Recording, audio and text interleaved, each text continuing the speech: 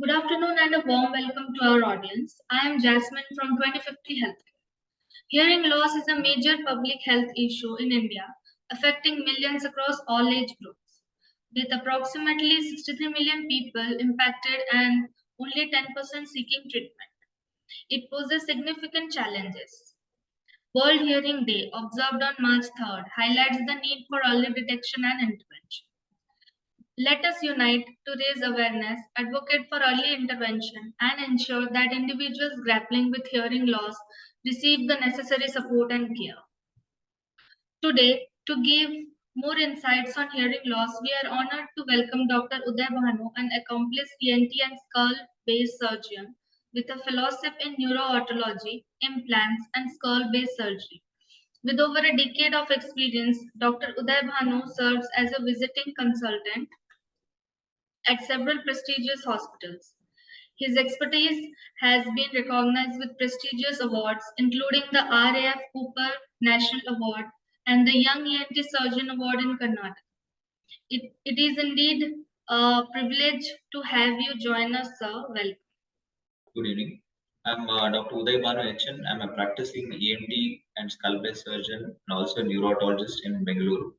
I am specially trained in otology, lateral skull-based surgery, and implant otology in one of the prestigious institutes in the world, that is Gruppo Otologico in Italy. To begin the session, we will like to understand what is hearing loss. See, hearing loss is basically an inability to perceive sound, which is one of the special senses or perceive auditory stimulus. So, it being a special sense for both humans and animals, which has its own unique role in evolvement of humans and animals, it becomes very, very important thing for one's living. And how can individual recognize the signs of it?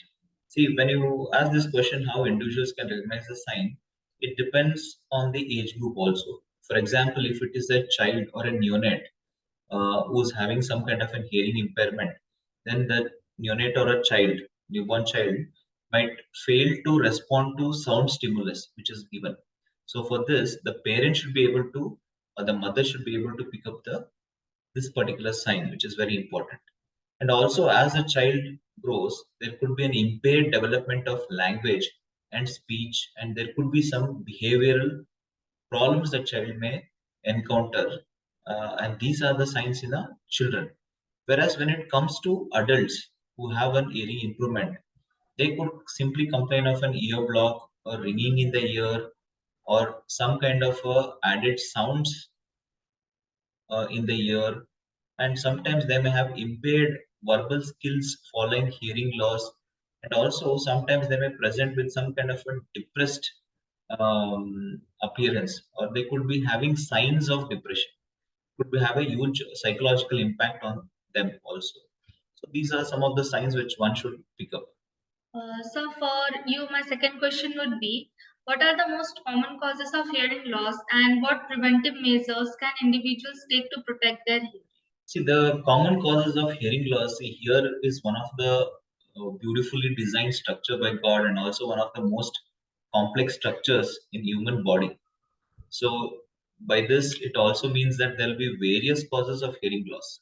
See, for example, somebody, an educated young person, or even otherwise, anybody can come up with sudden hearing loss, was exposed probably due to some kind of a cold environment, some kind of a viral infection, or somebody who is having some atherosclerotic changes in his body, can suddenly develop a hearing loss. I've seen many times dentists and other doctors and the policemen and students coming with this problem, and this can be usually rectified by giving a single shot of a intra-tympanic steroid. That is one reason. And apart from that, some of the common burdens that we have of hearing loss is, for example, be it in adults or children, of some ear diseases, okay, following maybe a cold episode or some serious pathologies like cholesteatoma, or a defect in the tympanic membrane or the eardrum with a discharging ear. And also it could be also, for example, a genetic cause in a children, which is like following a consanguineous Morris child born, uh, genetic causes. Again, they can again be divided into syndromic and non-syndromic causes. And when it comes to adults, again, as I said, ear pathologies or problems, then it could be a noise-induced hearing loss, which we adults are more exposed to nowadays, and also a problem due to aging itself can cause hearing loss. And also one thing which is very important, one should remember, is also sometimes as we grow old, we could be using certain drugs, which could be ototoxic drugs, knowingly or unknowingly, and these could also be causing hearing loss. Again, one of the huge burden in the society is preventable hearing loss. Okay, so the measures that one could take again depends upon the age category also of the patient or the person who's been affected with hearing loss. If it is a child, if it is a child or a newborn, one should follow a rule of 136 nowadays. That is basically you suspect a child is having an hearing loss, or otherwise also one should go through universal neonatal or a newborn hearing screening at the first month.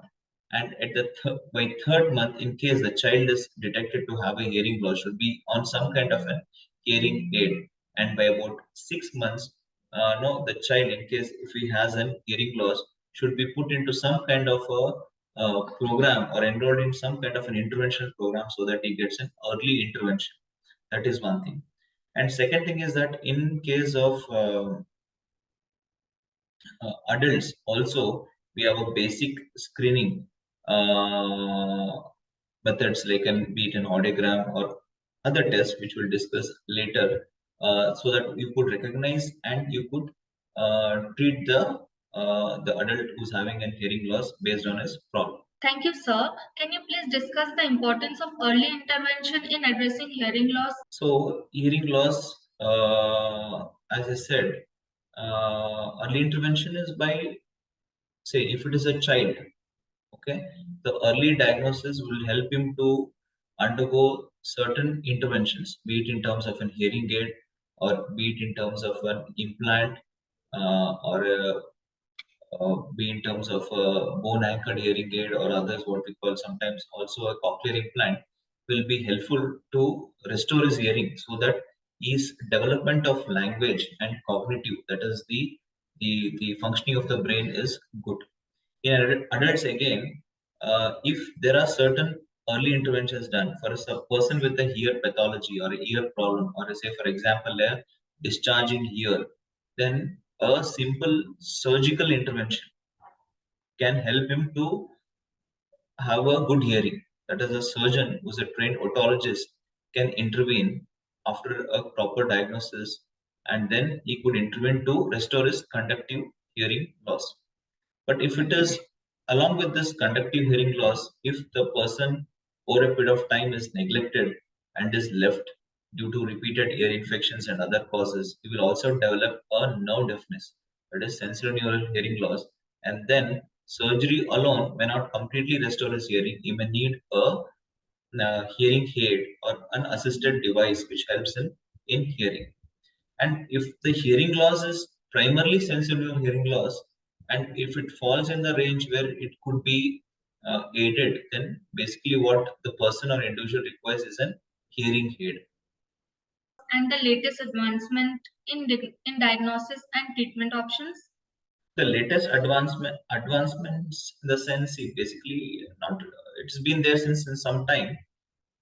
In terms of diagnosis, we have as I said, in the neonatal screening, we have something called as photoacoustic emission and uh, ABR test, which could be done for a neonatal screening to check the integrity of hearing, either at the peripheral level, that is at the level of the ear, or at the central level, that is at the level of the brain.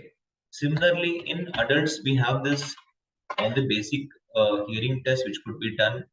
And when it comes to advancements and the treatment options, I already spoke to you about it.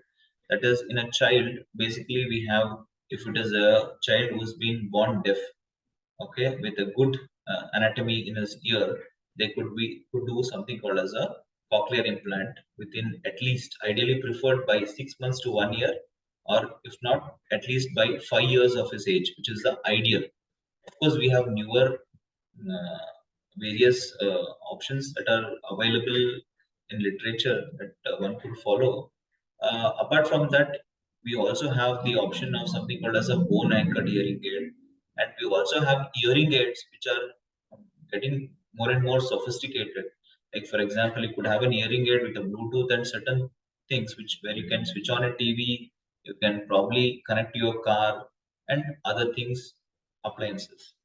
Similarly, adults also, we have all advanced kinds of hearing aids which could help them in hearing restoration if it is a nerve deafness. Also, surgically also, we have more trained otologists as the training has improved and the quality of the otologist has improved.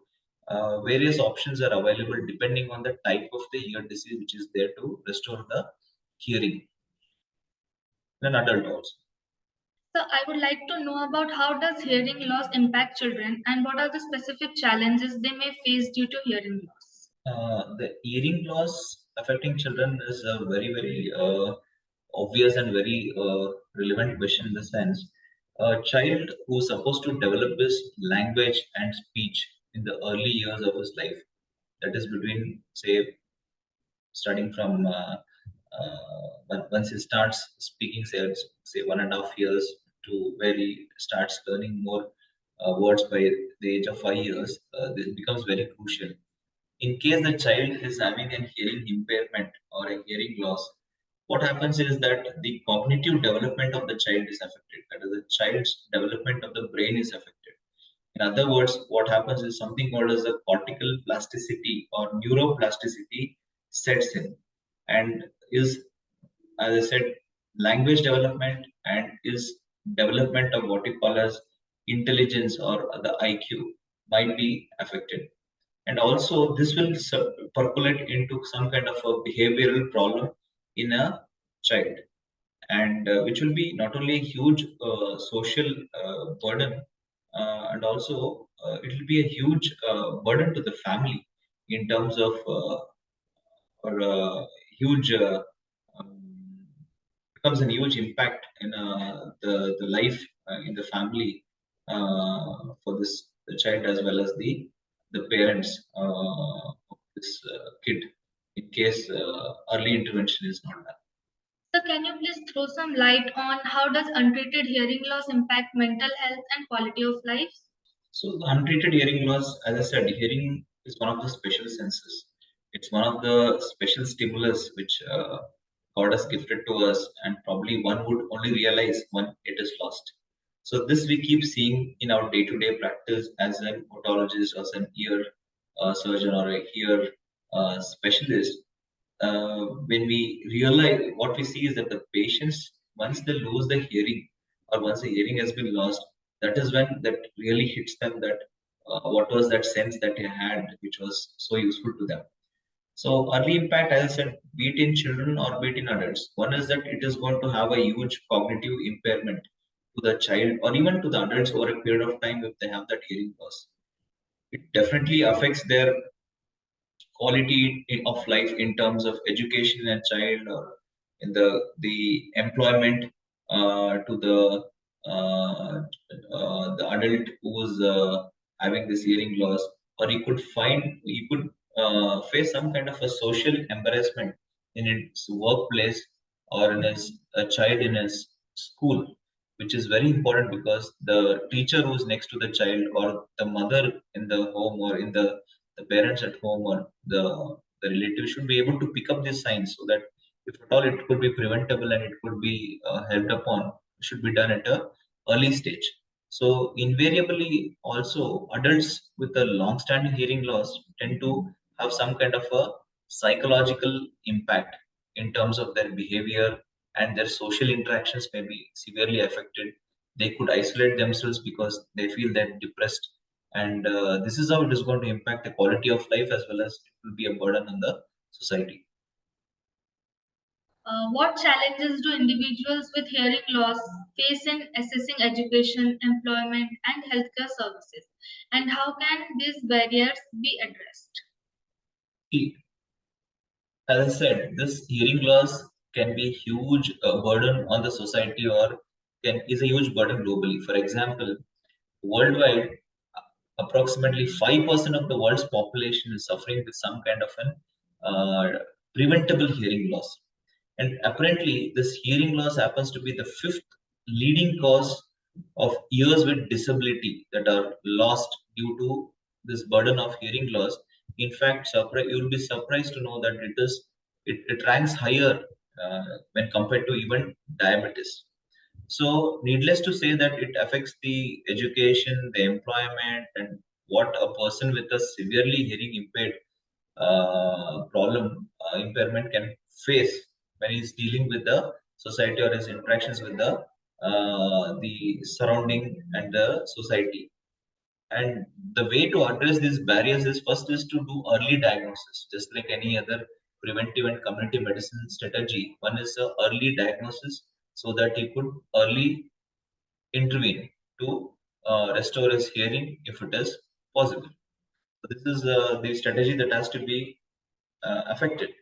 And not only this, probably hearing loss can also probably will worsen. Suppose if a person is prone to get dementia, can worsen all these problems in a person and in a children. Needless to say that it is going to affect their education and quality of life, growth, prognosis.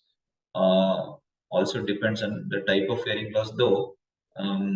One should always understand the importance of hearing when it comes to these basic problems. So can you please let us know that how often should individuals have their hearing checked and what tests are involved?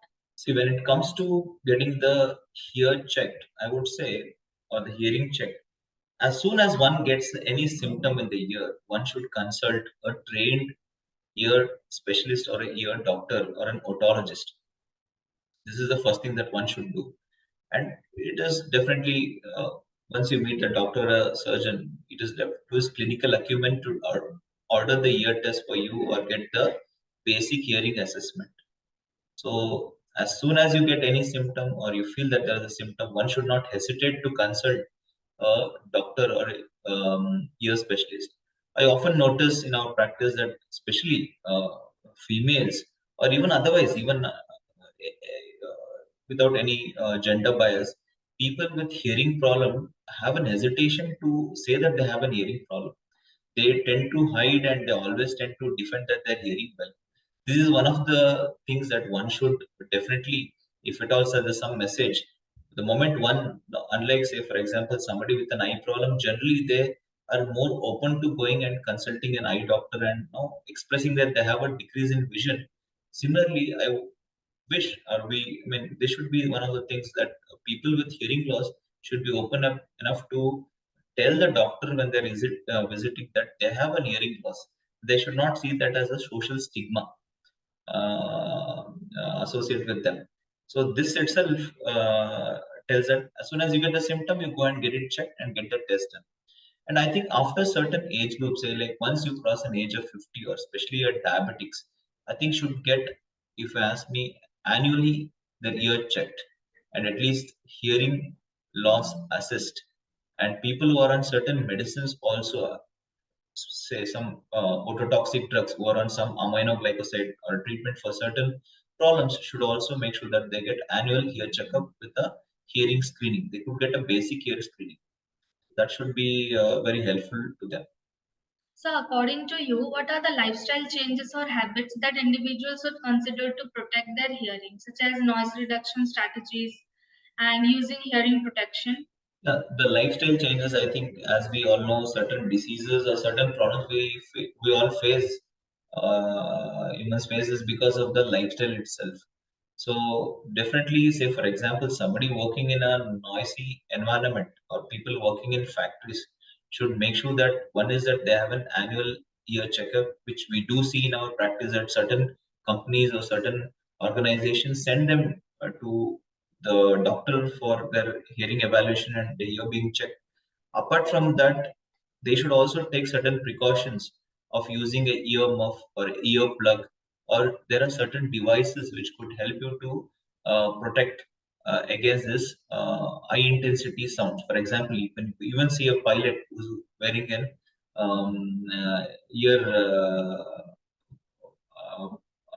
phone or something with a which cancels certain unwanted sounds, or in so many other occupations. So this becomes very important.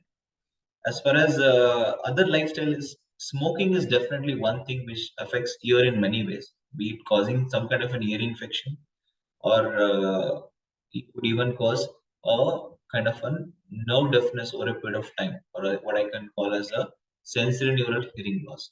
So I always see smokers associated with a lot of ear pathologies, including fluid getting accumulated in the ear, and sometimes very difficult to resolve those problems, especially in a chronic smoker. Also, a smoker with an ear problem, say for example, a hole in the drum, or the discharging here, it becomes more challenging to operate and solve their problems in case if they're not able to quit that habit of smoking. What are the safe and effective methods for cleaning earwax at home, and how can individual distinguish between normal ear itching and allergy related itching? See, this is again a very relevant question, because this is something which we see when patients visit your clinic. There have a lot of misconceptions or wrong notions about wax itself. For example, I saw a patient today in my clinic where the mother was so scared about having seen a little bit of a speck of wax in her child's ear. So one should understand that this wax is also protective and has been designed by God in your ear. So one need not be unnecessarily scared about the wax. At the same time, I also see that people employing various methods. Maybe some of them come to them traditionally, trying to clean the ear. So one should avoid cleaning the ear by themselves, because we see as an otologist or as an ear doctor, we see more problems in our clinics every day because of people trying to clean the ear. And also, what methods can be used to clean the ear is, one is that, see, can always use the wax drops. Basically, this come with solvents which can dissolve the wax. And as such, the God has designed ear in such a beautiful way that because of our something called as an epithelial migration, the wax cleanses by itself, and by your chewing movement. When you chew your food or something, because the movement of the jaw, the wax debris tend to fall off. It is when we use a earbud, or when we use some device or to push the wax, trying to clean the wax, we tend to push the wax inside and we actually pack it in the deeper part of the ear canal. That is when it becomes painful for the individual, and they tend to come. So if you ask me, the easiest ways is, one is use, don't worry too much about the wax. At the same time, if wax is causing you symptoms, you can use wax drops. I always suggest patients to use monthly, at least for 2 or 3 days, these wax solvents, and give a trigger pump. And beyond that, if wax is causing you some problem because of some infection, or if it is completely blocking the ear, or some people have a tendency to some people have a tendency for excessive wax formation, then you should definitely visit a qualified otologist. One more thing I want to add is that the wax nature itself is also based on certain genetics. It is a genetics which decides whether you have a black wax, or I would say it is a wet wax, or a soft wax, or a dry wax. And the black, usually I see people coming to you when they see something black in the ear canal.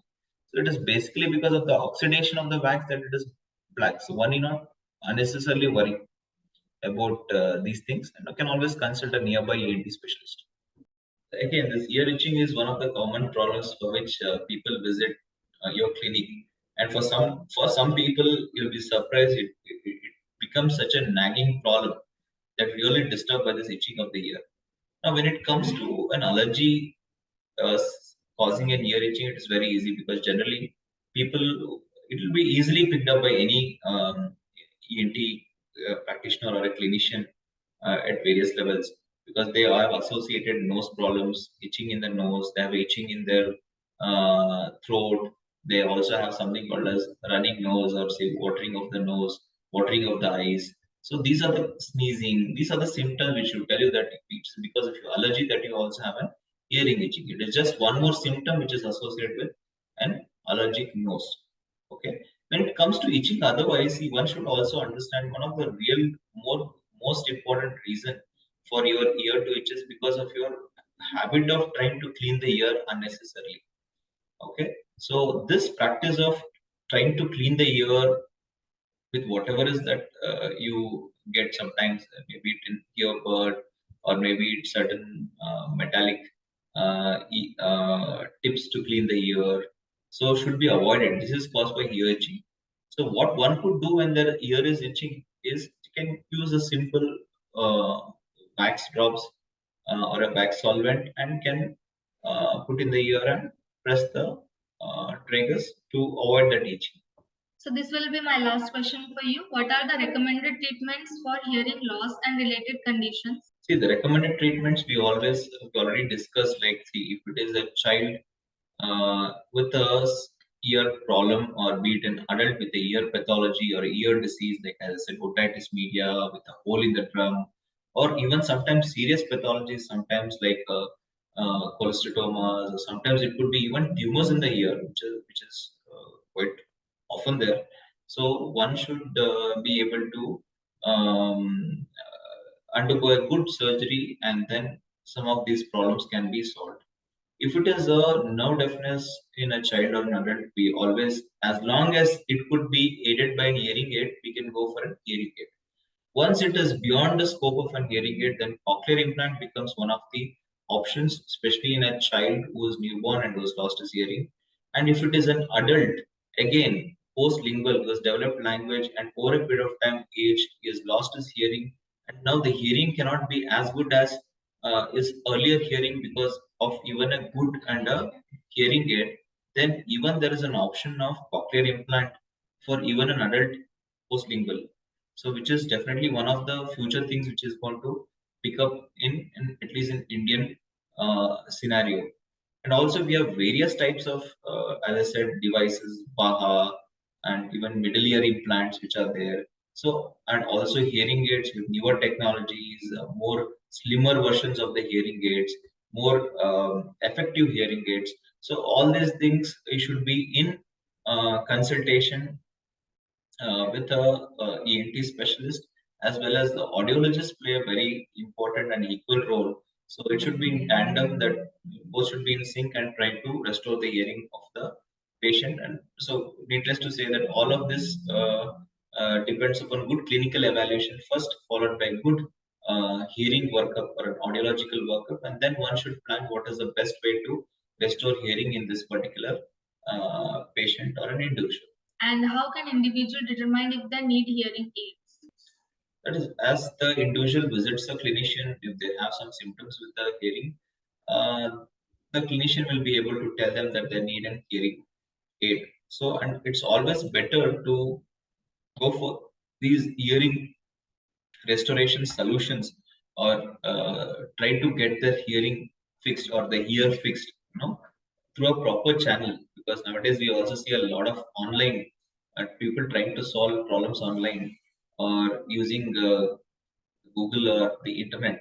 So one should, there is no alternative to this route, following a clinician and then to an audiologist and a proper workup. And sometimes a simple hearing loss could be in a young person, could be a sign of a major problem. Also, somebody who having a tumor in the brain, something like an acoustic tumor or a tumor in the cerebropontan angle, could be a also the underlying problem for a simple hearing loss or ringing in the ear. So one should not skip that option of a doctor, and if required, also undergo an imaging method like an MRI or something. And once the basic cause for hearing is resolved, and once it is not a option to be corrected by surgery or something, then one should go for an aid, that is a hearing aid for restoration of the hearing. Thank you, sir, for answering all the questions. As we come to the end of our life, we extend our heartfelt gratitude to each and every participant for their active engagement and valuable contributions.